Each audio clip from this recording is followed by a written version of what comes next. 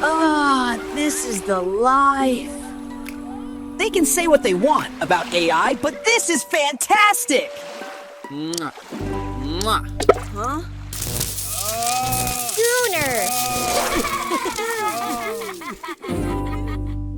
Following behind the previous videos and tests, I wanted to update the look, moving away from the default Sora appearance, creating something that felt more unique and personalized. I will continue to explore and push the art style for future projects, trying to discover something that's more unique, maybe give it an edgier look, or even experimenting with photorealism. There is a very strong relationship between manual and AI image editing. Sometimes you're editing AI images. Other times you're editing manual images with AI. The advantage goes to AI as far as setting and changing character poses. Context-aware image editors such as Nano Banana are the final piece of the puzzle for setting the stage. An example of doing a manual face swap. This situation, I wanted a specific hand gesture but with a different facial expression. By simply cropping the head from one body, then switching it over to the other.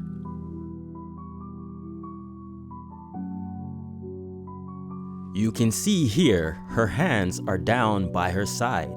Now I have an altered version with her hand extended. In this case, it was much more efficient to do it manually, with the extra benefit of keeping consistency. Something fun to do, scrubbing through all the pose variations to see a stop motion zoetrope style animation. However, the poses shown here are variations made by AI, altered versions that were set up within Photoshop, then modified by AI. This time, AI was the preferred process for making quick and subtle changes to an existing image. Some things to consider while staging your images for your character poses. Maximizing the character's size for best resolution, leaving enough space for the performance. If the plan is not to show the full body of the character within the shot, cropping the character is a much better use of the available pixel space. An image editor in some form like Photoshop is necessary.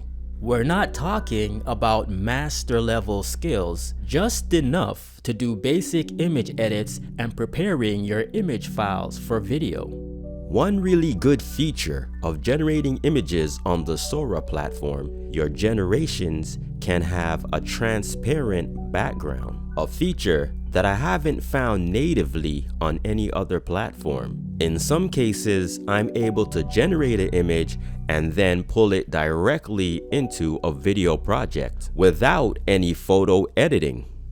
The majority of the time, you'll be spending it removing backgrounds in order to have transparency for integrating it with other image elements, or in this case, being able to set up the background color for your chroma key. In some situations, you'll be setting up multiple chroma keying areas that can be used as obstructing an object or can be used for having a character interacting with a certain object. This works as a stand-in object that can be removed just like the background.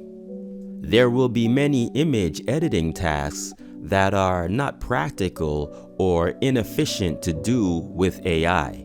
It's a lot simpler sometimes just to make modifications and changes, or maybe much more precise to make modifications and changes within an image editing program. Here, I wanted to edit the tablet screen to give it a bluish tint, also to simplify and customize it so that it can be readable from a distance. Here, I'm placing, modifying, and then combining the screen with an element that was also created within the Sora platform. Manual image editing was also used to separate elements to create environment and props that'll be later used within an Adobe After Effects composition. I cut out specific objects and elements that can be reused, set up, and rearranged within a project. A part of the process of defining my own style and moving away from the Sora default look, I found that the Sora default tends to like to use very thick black outlines. I decided I would prefer the outlines to be anything but black. I wanted specific colors and found this was very difficult to do with just prompting. Showing here the use of some filters and masking within Photoshop to get specific colors for the outlines. As far as 2D animation is concerned, I've started with the Vidu platform. From my past experience with this platform, I was not very impressed. However, I discovered that Vidu Q1 version, I found that model gave me a very sharp video output at the resolution of 1080p. Also, a very important feature, start frame and end frames, something that I personally feel is essential. However, I had to adjust a few settings. Be careful not to use it in creative mode. Be sure to set it to stable mode to get the best results. Creative mode gave me a lot of distortions, low quality, and hallucinations. Stable mode, however, gives you very sharp images I find even better than their newer model, Vidu Q2. Q2 has a lot more options, up to 8 seconds, and also is cheaper as far as credits. Q1 costs a lot more credits, double the credits actually, and a maximum of 5-second duration. However, I do prefer quality over quantity. Halfway through the production, I started hearing news about an update within Grok. I heard it was free and came across a YouTube video where someone mentioned that it was pretty good with animation. So I then did a Google search and came across this site, Grok Imagine. That sounds like it. Let me check it out. I went directly to image to video, and I realized immediately that this was not free. However, they gave me a few credits to start out. I might as well run a test. The overall results were not bad. However, I realized it also didn't contain any audio. They had a bunch of other video generators. At this point, I realized this was not the Grok I was looking for.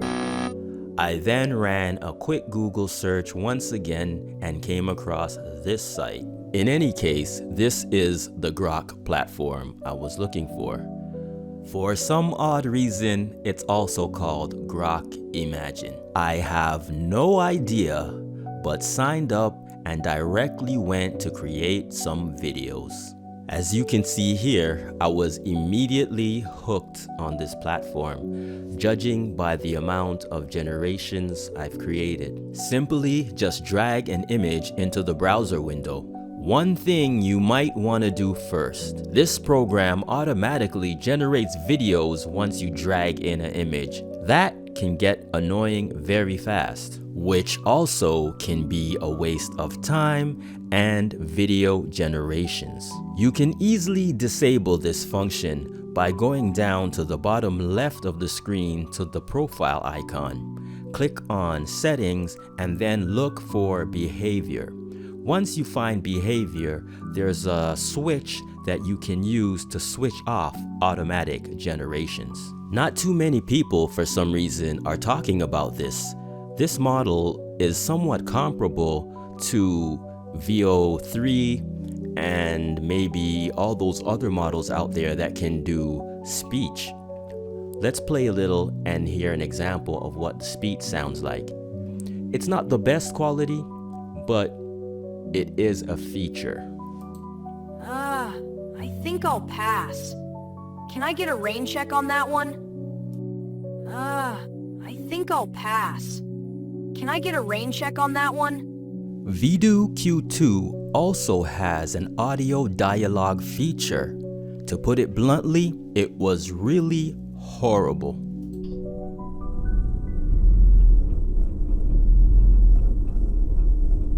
Welcome to Robot Skull. The main point that I'm trying to illustrate here is that you can eliminate the need for any additional lip sync software. At this point, I'm not concerned with the quality of the speech, more so the performance that I'm getting from speech. I then go into 11 Labs and replace the audio that's created with the more robust and better quality audio. You can choose to use a voice changer in 11 Labs. I chose not to go this route because I tend to get a more robotic sounding audio or dialogue. What I prefer to do is regenerate the dialogue within 11 Labs, then bring it into my video editor, chop it, cut it, and retime it to fit the visual performance. Oh my god, he could be my mentor. You can see here I have the original clip, and then this is the new voice audio generated from 11 Labs. Immediately you can see that they're not the same length. It's simply just a matter of me cutting and shifting the dialogue into place. You own an autolev, right? My overall impression of Grok in relation to 2D character animation is that hands down, it's the best quality as far as character performance, or should I say character acting. It follows your prompts and instructions very faithfully, which makes it a lot easier for you to create the performance you desire. Vidu gave you an overall good quality and sharp images. The acting is okay, but can be a bit stiff at times, and you can get unpredictable results if you don't use starting and end frames. The thing that made me move away from using Vidu was that at many times when I would want the character to not speak, the character would still speak even though I prompted it to stay silent. Ironically, many of the video models that don't have a speech feature are the models that you can't get them to stop moving the mouth. Grok solved the dialogue problem. When you wanted a character to speak, the character would speak. When you wanted the character to be silent, the character would remain silent. However, the resolution of Grok is very low. Also, the other issue, Grok has no start and end frame. There are certain solutions that only start and end frames can resolve. In this case, I had to revert to using Vidu, and maybe as far as a dialogue solution with start and end frames, you may have to use something like VO 3.1. Keep in mind, VO 3.1 censors any use of images that contain children. So my characters being children, it disabled the audio. Let's talk about upscaling. Topaz Labs has just released online versions of their software. They have a wide range of tools related to upscaling in general. So that's video upscaling and image upscaling. They also deal with creative upscaling and just regular upscaling. That's making a higher resolution image without changing any of the features. I typically use their express tools. So this is the plain generic tools where there's no creative upscaling. These are just standard upscaling. They have image upscaling and they have video upscaling. So I go to the video upscaler, and it's a clean, simple interface. You have different modes, standard, and I typically use the art and CG upscaler. I'm not sure if there's much of a difference between the different modes. However, I typically, because I'm doing animation, use Art and CG Upscaler. You have 1080p and you have 4K. When possible, which is majority of the time, I upscale to 4K. The interface is real easy to use. Simply just drag in an image, your video, to the browser and hitting upscale down here. Let's jump into Adobe After Effects. The majority of this project was created within that software. A few reasons why this was chosen: the ability to work within 3D space and import 3D objects, as well as being able to use green screen or chroma key, and on occasion being able to use motion tracking or motion stabilization within my shots. Theoretically, I suppose this can also be done for free within something like Blender. Blender has chroma key, compositing, 3D, and editing features just as well. As an example, let's start with a typical After Effects composition. I'm working with HD resolution, 1920 by 1080. What are some of the benefits of this process? Let's import one of our AI generated character videos with a chroma key background setup. You'll have increased resolution for each character. For example, looking at the character at 100% scale, you can already see that the size of the character is much larger than the size of the frame itself, giving you creative freedom to adjust the scale, position, and framing of the character. All the pixel information remains even when it's reduced to a smaller size. The result would be much sharper than if the character was generated at this smaller scale. Not to mention if you were using an upscaled 4K resolution file. A quick note on resolution. Here, you're looking at a video file at the standard resolution coming from the Grok platform. So you can clearly see that the resolution for what comes out of the Grok generator is really small in comparison to what comes out of a typical HD video generator that has 1080p or higher. With upscaling, you're now looking at something like this, which is a 4K image. And you can see the size of a 4K image compared to both on the left. Demonstrating here that you'll have much sharper results scaling down a 4K rather than scaling up a standard video.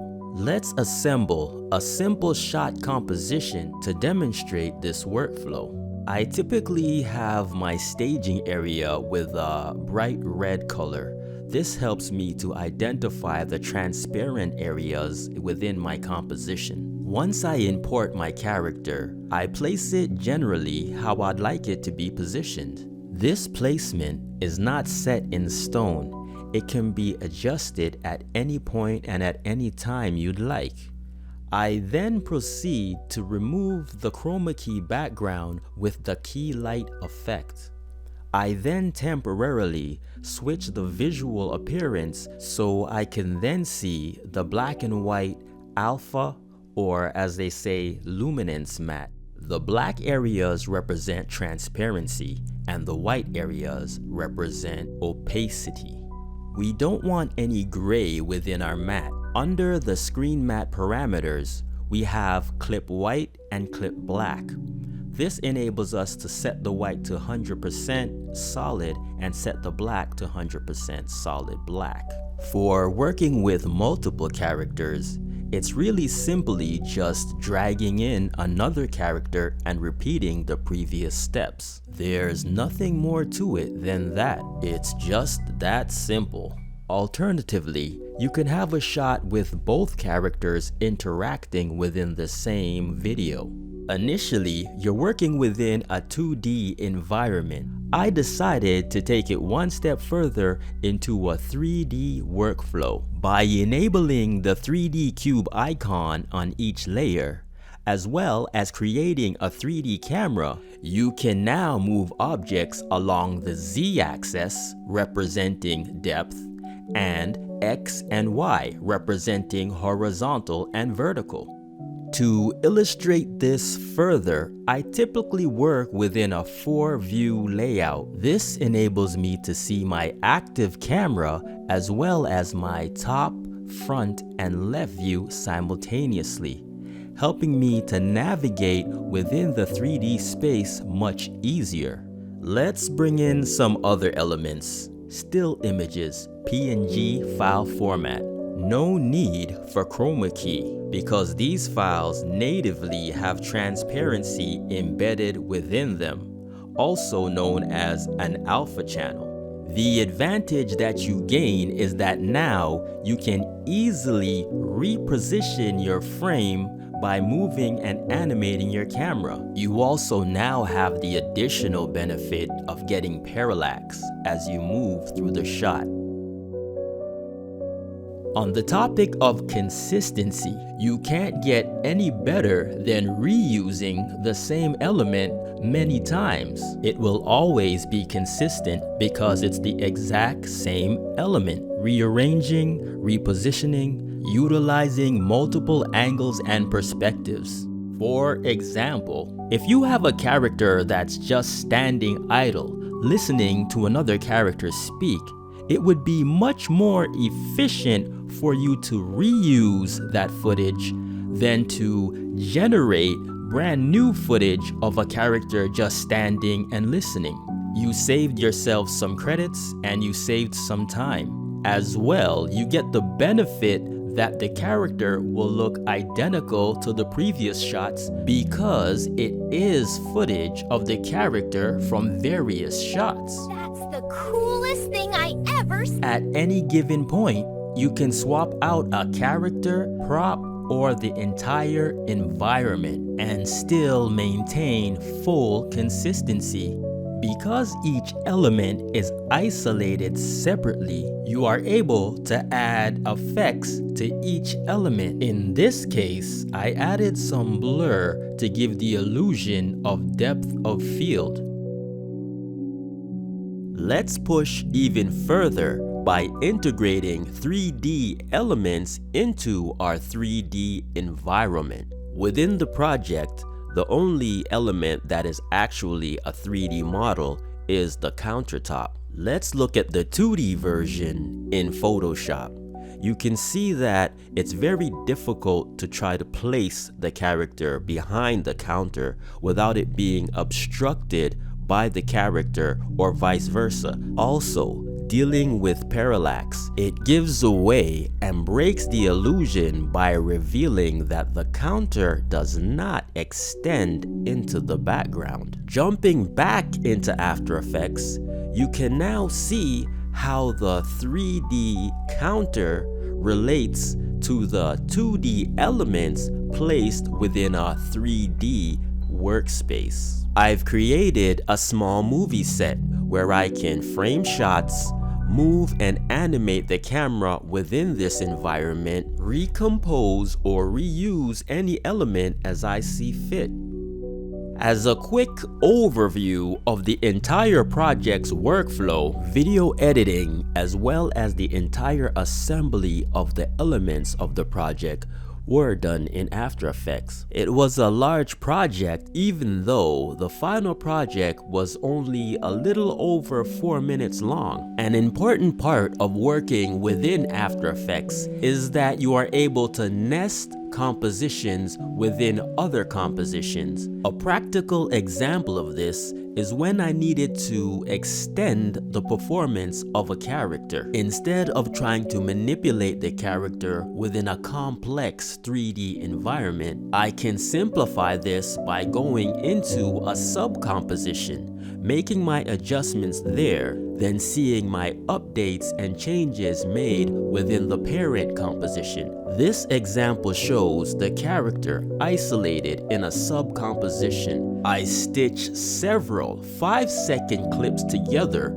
to get an extended 45-second performance, which is rare when dealing with AI video generation. However, for audio and sound design, I had to take it over to Adobe Premiere. Due to the nature of the project being so large, working within Adobe After Effects was a very slow and tedious process. I would export a low-res video file of the entire project, then import it into Adobe Premiere. I was able to move much faster, scrubbing back and forth within the timeline, bringing in audio sound effects and clips.